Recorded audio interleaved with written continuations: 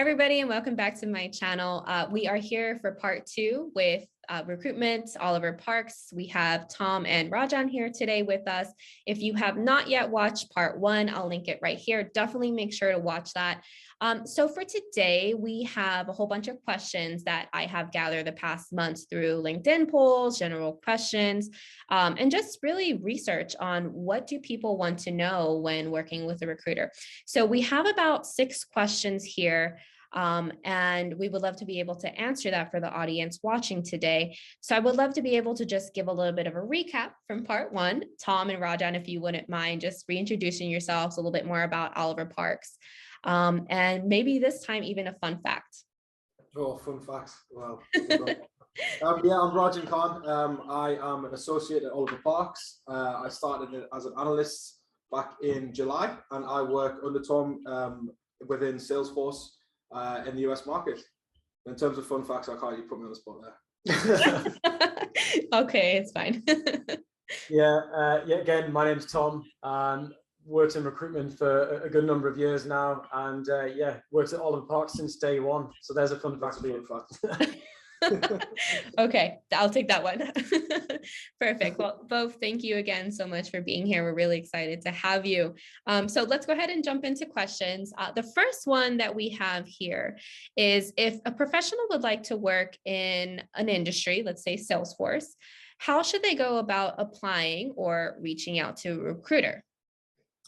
Yeah, so I think if you are specific to a technology, now this could be applied to anything: Salesforce, cloud, Microsoft professionals, ERP, BI, whatever. Have a search for a recruiter who specializes in that industry. So there's a lot of generic IT recruitment companies out there that cover everything in IT, right from desktop support to senior cloud architects. Try and search for somebody who specializes within Salesforce. We encourage our guys, certainly Oliver Parks, to put on your headline and your strapline on LinkedIn that you specialize in placing Salesforce professionals. So it should be relatively easy to search for on LinkedIn to find a Salesforce specific recruiter. And of course, the benefit of that is that they know the ecosystem, so they know the partners, they know the movers and shakers, and not only the partners. We have a good end user database, a client base, I should say, of customers who we recruit for as well. So if somebody is on the other side of the fence, or that they don't want to work for a Salesforce implementation partner, but rather an internal position, then we can help them out in that sense too. That's awesome. Perfect. Thank you. And that actually goes into my second question that I had for both of you. When somebody does reach out to a recruiter, if they are just casually job hunting or they are actively looking, what should a candidate be prepared to say to a recruiter? A little bit, maybe tell us about yourself. Should they have what clouds they're ready to work with? Just a little bit of background of what we can do to better present ourselves to recruiters in the future. Yeah, I would say there wouldn't be, well, there's not really much need in preparing. It's not, too technical, basically. It's always conversational. And like Tom touched on the first part of the videos, it's all about listening and understanding, about the candidate and the candidate's wants and needs, and where they ideally want to be positioned, further down the line in their career. I know it sounds a bit cheesy, but, the more that basically helps us, helps you, basically in the end, ultimately towards the end. So transparency in that sense is key. But how you mentioned, what clouds you work on and things like that, they are the type of thing that we do look into. But more importantly, it is about what you're looking for. What it could be down to culture, it could be down to long-term goals, it could be down to varied other things. So it's all about learning about the candidate really. And often you find candidates that they speak to numerous recruiters, so if it feels a bit mundane, actually going through the steps and really speaking, I would just take the time and effort to really tell, be as broad as you can in explaining what you want, because ultimately down the line that could help you, find your next dream job essentially. Yeah, and just to jump in there, I think one thing people have to remember when they're speaking to recruiters, 9 times out of 10 we're not techies, so it's not like speaking to a Salesforce practice director or a technical director or CTO. we don't know as much as Salesforce as you. So, we're not going to quiz you and sort of, give you a kind of deep dive on Salesforce. Think of us as more as people consultants. We want to know how we can help you. Like Rajan said, help us to help you. The key questions we're looking for are, why are we having this conversation today? What is it that you're not particularly happy with in your current role? Or more importantly, what do you think could be better in your current role? What does your ideal position look like? What do you want out of your next company? All those sort of open questions that help us, paint a picture of your ideal scenario.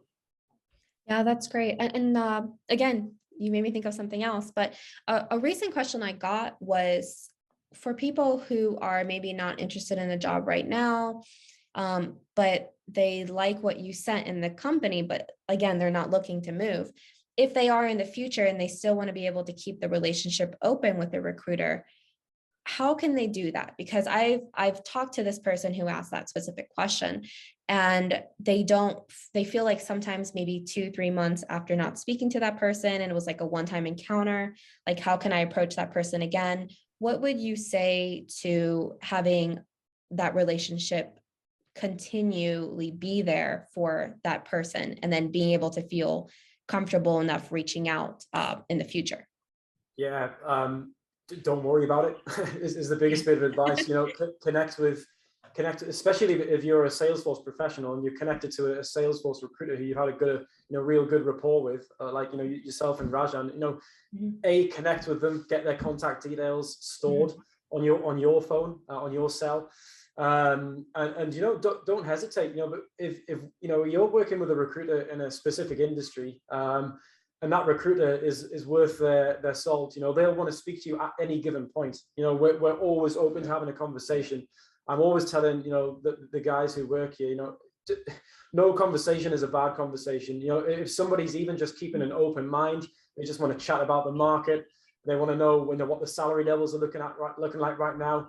Again, think of us as trusted advisors and people consultants. We're here to offer you advice. So not necessarily, just when you're actively looking in anger for a new position, but at any given point. So, if you find that good recruiter who you've got a good rapport and relationship with, that you shouldn't feel, that you should feel that you can reach out to them at any point.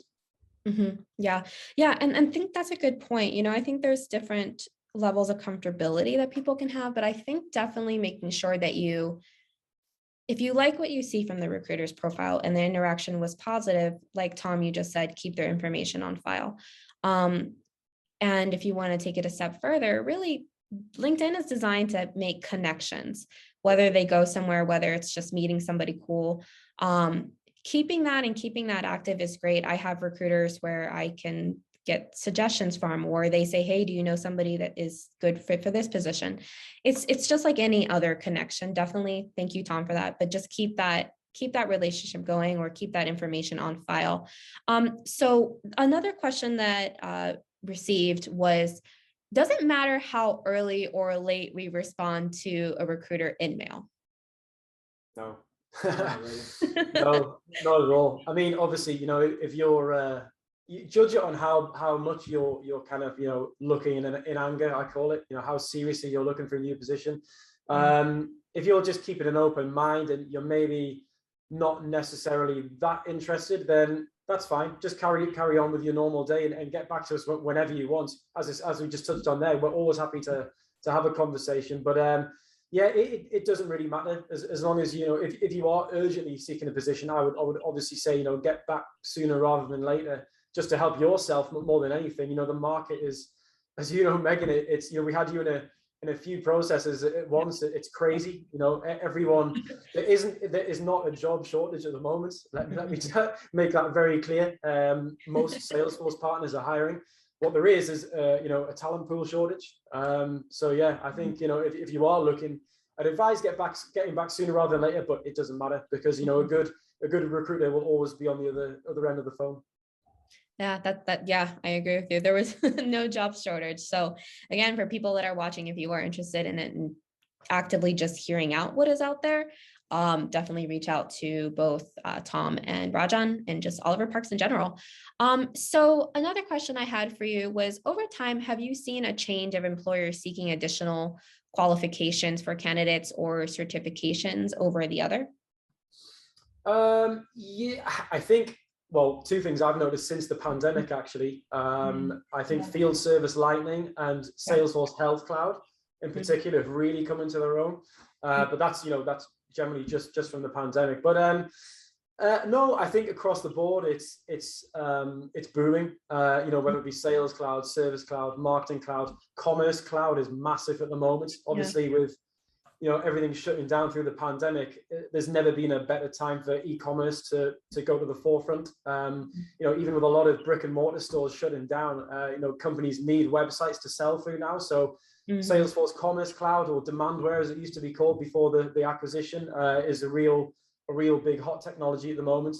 But yeah, I think, do what you enjoy in the ecosystem. If there's a particular area if you want to be a generic Salesforce consultant across the whole bunch, amazing. But if you feel like, don't feel like if I specialize, I'm going to like pigeonhole myself and I'll not be as desirable, because you will be. If you pick a market, like CPQ or Marketing Cloud, for example, we work with specialist partners who only focus on that. So yeah, I would just, go with what you like. I think Salesforce is just an awesome market to be in at the moment. Yes, agreed. And it's funny that you say that, because it's true. When I was looking for jobs, more companies are starting to niche down. There is definitely a variety of like Salesforce admin, developer, architecture jobs, and so forth. But there is definitely more of an abundance of jobs that are popping up that are more specific to like Health Cloud, or field service is definitely one of those that are becoming very highly desired. You're definitely starting to see a lot of that. So that was really great to hear. Another question I had for you both was, if you were to talk to somebody like me that was searching for a job, and they were thinking about working with a recruiter, what would you, and they were kind of hesitant, what would you say to them, just based off your experience? Oliver Parks, before we have you guys answer the question, is, Rajan, you were amazing to work with. You put what I wanted first, you asked questions and details. But if I was nervous about working with a recruiter, how would you tell somebody that it's really okay just to work with a recruiter, that you can be comfortable with them? I would say just be open to an initial conversation, and you can probably get a feel for that particular recruiter or even recruitment company just from that conversation. And then touching back on the empathetic side of things, you can feel that almost through the conversation. And if they're recruiters asking the right questions, then maybe base that should ultimately maybe take some of the worries out of your mind. But ultimately, yeah, it's all down to the initial conversation, because you can only get so much across via LinkedIn messages or emails. Just be open, basically. I think exactly right. Be open, and depending on what you're nervous about, maybe just communicate that with the recruiter. Just say, listen, I've never worked with a recruiter before. I've heard this, that, and the other. Can you confirm that this is true or not true? Or if you're even too nervous about saying something like that, just say, can we have a chat about the market? I'm just interested in learning more about the Salesforce ecosystem in general. Who's recruiting? Who are the good companies out there to work for? Who are some of the platinum partners, the gold partners, the silver partners? I'm interested in working for a smaller Salesforce partner or a bigger Salesforce partner. Could you point me in the right direction?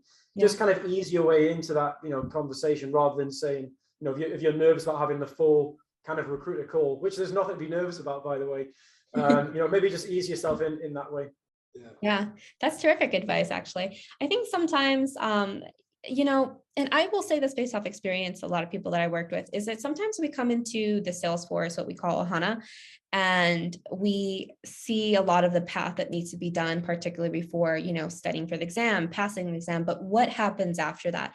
We hear particular roles, admin, developers, but we don't so much hear about like, where can we apply to, who will take us based on the level and experience that we have. Or I have no experience, I'm coming out of college, or I have 15 years of experience in an unrelated IT professional career. How can I pivot really now that I have the certification? So I think, Tom, what you said is just knowing that you can speak to recruiters about the ecosystem, the employers, the information that you have that can be valuable to us at the end of the day. I think that's so important. So yes, for everybody that is listening, it's okay to be nervous if you are. It is a career transition. You're transitioning in general. But definitely feel comfortable, especially with Rajan and Tom here. So the last question I have for you two is, do you have any final tips, suggestions, or advice that you would like to say to the audience watching today? There we go. I mean, in terms of tips, like we say, going back to LinkedIn profiles, if you potentially think of, say you're bulking out a LinkedIn profile and you do it all in night, in your free time. Later on, if throughout the day, if you're thinking of something you can add, always jot that down and then just keep building at it. Don't just do it, and you can always improve it and add keywords, or even as you go on building skills and learning about things, keep adding them down. Like it all goes back to the algorithm that you spoke of earlier. And yeah, just if you're actively looking for a job, keep an open mind, or just speak to us, basically. Yeah, excellent advice. And I think the number one tip for me is to be honest about what you want. Why are we having this conversation? If you're just keeping an open mind, but you're not really serious about looking right now, let the recruiter know. It's not going to do you any harm. A good recruiter wants to make connections for the long term. So as I said, any conversation that we have is useful. And on the flip side, if you are looking in anger and you do have genuine reasons about why you are looking, let us know. Tell us your pain points. How can we make your life better? Tell us what could be better in your current role.